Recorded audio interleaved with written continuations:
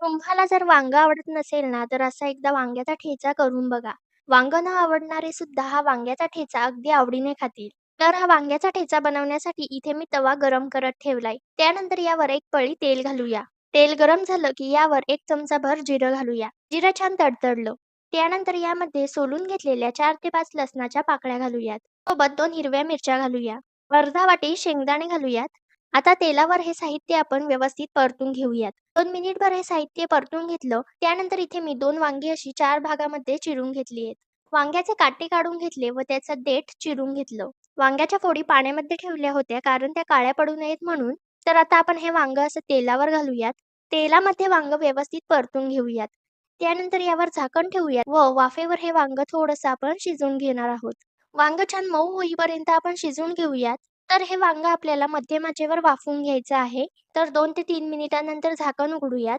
तर इथे वांग छान असं मऊ पडलेलं आहे. त्यानंतर आता गॅस बंद करूयात. त्यानंतर आता हे सर्व साहित्य आपण थंड करून घेऊयात. हे सर्व साहित्य थंड झालं की त्यानंतर इथे मी एक खलबत्ता घेतलाय. खलबत्त्यामध्ये हे सर्व साहित्य घेऊयात. यामध्ये अगदी थोडीशी कोथिंबीर घालूया. त्यानंतर चवीनुसार मीठ व थोडंसं लाल तिखट घालूया. लाल तिखट घातल्यामुळे या ठेच्याला चांगला रंग येईल. त्यानंतर खलबत्त्यामध्ये आपण हे व्यवस्थित बारीक असं ठेचून घेणार आहोत.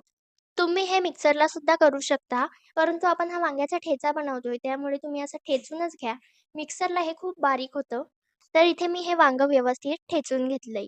शेंगदाणे व लसूण व्यवस्थित ठेचून घ्या. तर आपला हा ठेचा तयार आहे. त्यानंतर तवा गरम केला. यावर 1 चमचाभर तेल घालूयात. त्यानंतर यामध्ये बारीक चिरलेला कांदा घालू. कांदा छान मऊ होईपर्यंत आपण इथे परतून घेऊया. कांदा कच्चा ठेवू नका, तो छान मऊ पडेपर्यंत शिजवून घ्या. कांदा असा गुलाबी रंगावर आला की त्यानंतर आपण यामध्ये वांग्याचा ठेचा घालूयात. आता हा ठेचा आपण व्यवस्थित कांद्यावर परतून घेऊयात. असा ठेचा कांद्यावर परतून घेतल्यामुळे वांग्याच्या ठेच्याला अधिक चव येते. तर इथे आपण हा व्यवस्थित ठेचा परतून घेतला. अशा पद्धतीने आपला वांग्याचा ठेचा तयार झालाय. हा ठेचा तुम्ही भाकरी किंवा चपातीसोबत खाऊ शकता. रेसिपी कशी वाटली ते कमेंट्समध्ये नक्की सांगा व रेसिपी आवडली असेल तर व्हिडिओला लाईक करायला विसरू नका.